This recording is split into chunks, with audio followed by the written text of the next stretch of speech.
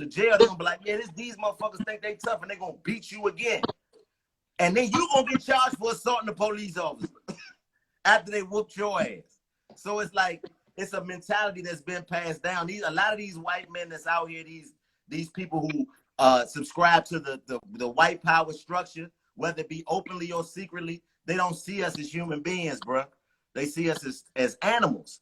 But here's the thing. If you're a human being and you don't see a human being as a human being, your mind is fucked up.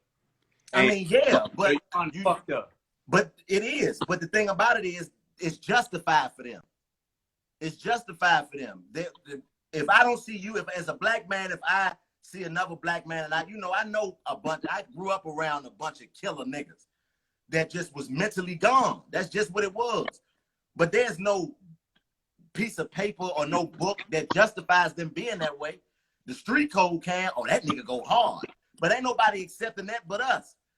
In America, there is a structure that was legal for you to look at another person as not a human being.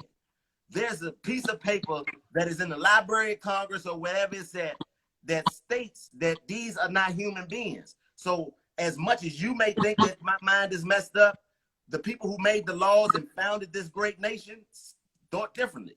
So look, this is my perspective on it, and why these conversations of healing are so important.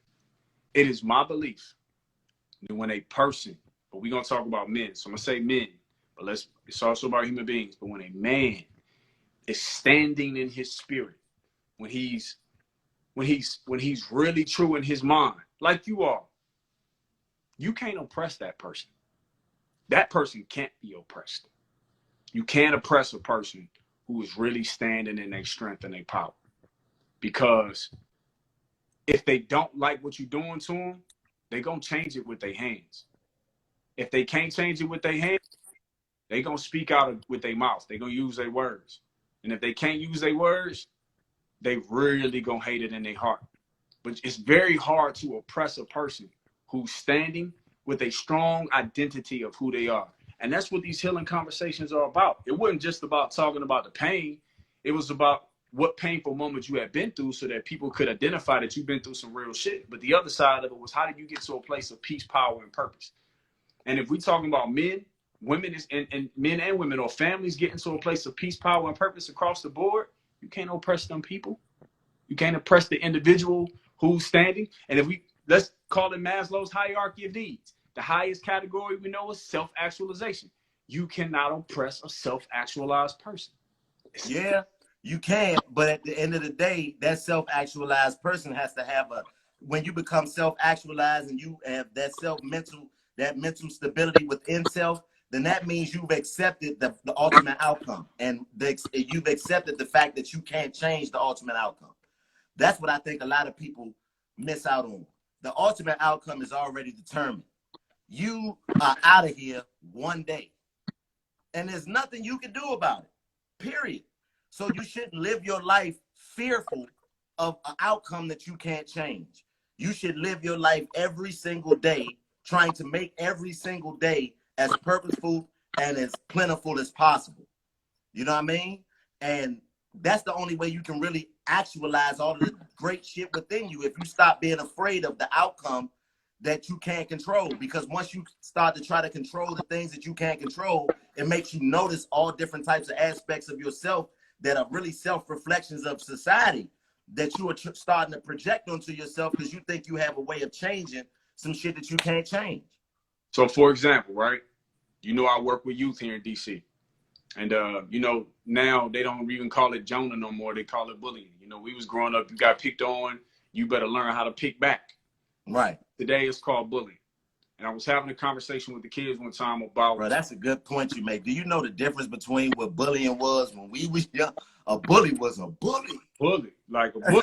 You had to learn. Now getting picked on is bullying. It's like that was just part of growing up.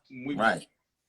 But I would tell the kids, I was like, listen, there's a few different ways to get rid of a bully. Now, one of the ways they tell you get rid of a bully, you beat the bully's ass. But what about the small kid, right? Or the small kid or the kid who's not the fighter? How do you get rid of the bully? And I had a specific kid like that, and this is the advice that I gave him. I said, you got to tap into what your real talent and your purpose is. And this particular kid was like a really good singer. So I'm talking about this, about his gift. And I was like, the thing is, bullies pick on people because they need to stand on you to be bigger.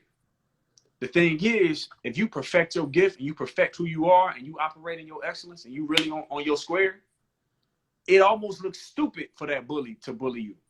Like if you're the kid in the school that everybody knows is a great singer and is probably going to go be a star, somebody trying to bully you is going to actually make them a target.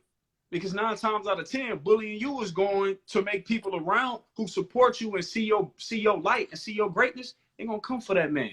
And so to me, one of the easiest ways to surpass oppression is to elevate your condition, your excellence, to perfect who you are, perfect what you do. And so we're talking about healing conversations. We're talking about men and then ultimately a community saying, we don't give a fuck what y'all talking about over here. We don't give a fuck about how mad you are. We don't give a fuck about how much you like or don't like us. Our shit is great.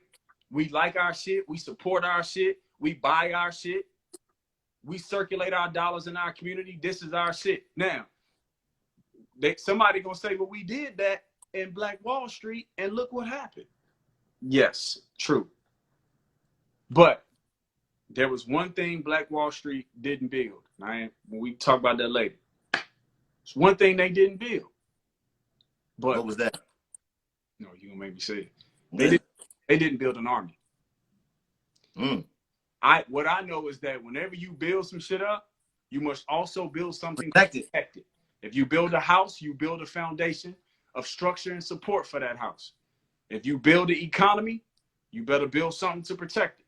Now, it doesn't mean that you want to fight or hurt anybody. That's not even the cause. It ain't like, oh, I'm gonna be the best I can be so I can beat you up. It's, I'm gonna be the best I can be so that I can be the best I can be. But don't bring your ass over here playing. Right. The sight of it is enough for a lot of times. Like, and that's why I was just going to commend you for the way that you dealt with the young man that you dealt with, because it's just reflective of how progressive the mentality of how we deal with each other is. Because I remember the person that was, talking to us about bullies. When he told us when we was young, now you want to deal with a bully, get you a pistol, nigga. That'll show them how you get you a pistol. That's how they make all the problems go away. And that really is the truth, because although it's an aggressive aspect of thinking, like you said, the military, if I come and it's the thing, like if you live in a community, right? I can't let you, if you my neighbor, it should be my job to make sure that you're not brutalized, because if you get brutalized, then that means I could be next. You know what I mean? So if you show up somewhere and you see unification and you see people that are willing to, go at it with you, then that makes you step back a little bit. Like, oh, wait a minute. Like, you know what I mean? I don't know if I want to jump out there. I got to really want to do this.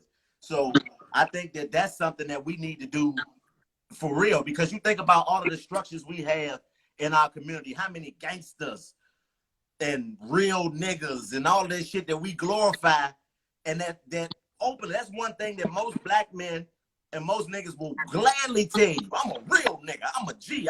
I'm a stand-up nigga. I'm this, that, and the third. Well, then you need to be front line in the Black Wall Street 2020 army. Since you so tough, nigga. Like, why are you wasting all this toughness on somebody who look like you? Let me see how gangster you really is. That's the thing. Like, my uncle used to tell me that all the time. These niggas tough until they run into somebody who ain't afraid of tough guys. See, a lot of people get to be tough, and then just the thought of them, they get to bluff their way into a lot of different things. Like with this situation that's going on now, you ain't bluffing that white man. You're not. Because he got a lot that he's waiting to use. They probably got a nigga nuke that they've been waiting to use since the fucking 20s. And you're going to be the one we use it on, buddy. So how tough are you? You know what I'm saying? It's easy to be tough against other people who don't have shit. But what are you going to do when you run up against somebody who got everything? That's when you show how tough you are. So I think that that's probably the reason why our army wasn't built, because we were so excited at the fact that we were able to build and amass something for ourselves, that we just assumed that nobody would come destroy it, not knowing that the white man who has lesser than is going to look at the black man who has more and really hate him. Like, you can imagine how poor white people look at rich niggas? Whoa. Right. Oh, my God. That got to be a rough sight for sore eyes. So it's a lot of things that we need to do. And I think that that's something that's very important. I'm glad you made that point, because that wasn't built. And I don't think that that would have allowed to be built, to be honest, but that would have gave them an idea of what the mentality of the people who were in charge were about what they were doing. If they would have started to build the army, then the people would have came and said, hey, now y'all can't do this. Y'all can build all these buildings and all that, but you can't have none to defend them. That would have let them know, like, oh, shit, they might be planning on coming to tear some of this shit down. So we need to organize and mobilize. So that's very, very, very good point you made there, brother. I think somebody once told me, they was like, yo, a dangerous man is a person who ain't afraid to die. I said, nah, that's not a dangerous person. Well, what they said was a dangerous person is somebody who has something that they're willing to die for. I said, nah, that's not a dangerous person. I said, a dangerous person is a person who has something they're willing to live for, because the mindset is, if I'm willing to die for something, when it come down to it, if my time get called, I accept that willingly, right? The other side is the person who's willing to live for something. They're also willing to take that L if it comes down to that, but they going home. Their first thought is, I'm going home. Yeah, my uncle used to tell me that all the time. He was like, I won't die for my respect, but you will. You know what I mean? And that's the difference of mentality. That's what you're speaking to. You know what I'm saying? Like, you got to be willing to stand on something and be not only willing to die, but kill. It's easier to kill than it is to die. Trust me. I mean, it's easier to die than it is to kill. Trust me. It's a whole lot easier to just lay down and die than it is for you to kill something, no matter what it is. So, I mean, but we venturing into the type of shit that motherfuckers ain't ready to hear yet. Right. But I think we might be at a time where it might be, like I said, bro, we might be at the point where it's about to kick off. You know what I mean? So I just hope that people take this time to, heal themselves and deal with all of the things internally that you have to deal with, so you can be an asset to whatever it is that's next out here. Because none of us know, but we need people who are self-sufficient and people who are self-aware and have an understanding of who they are in order for us to be functional as any type of unit. You know what I mean? And I think that what you've done in the past 31 days is something that is a powder keg that can be sparked and that can blow up into something that's even more major. So before we get off of here, I want you to tell everybody where they can find all of the past stories that you did, and what you want to come of it, and if anybody wants to get in contact with you and talk to you about anything, how could they do that, bro? Yeah, so just check out my page at You Should Sign Music on my IGTV. Most of the stories are there. I got to repost some of them because IG changed up what they can do in the middle of it. But the goal now is to take those stories, contact the people who told those stories, and see if it's okay. We're going to start posting them to IG once a week for the next year. And we're still going to keep the stories going. Every Tuesday night at 9, we're going to be having brotherly conversations. And starting next Thursday, every Thursday night at 9, a sister's going to be coming on to start having sisterly conversations with others. Oh, that's beautiful. That's beautiful. Because that's another thing. The black women, boy, they got the best in pain. Because they got to deal with everything that they deal with.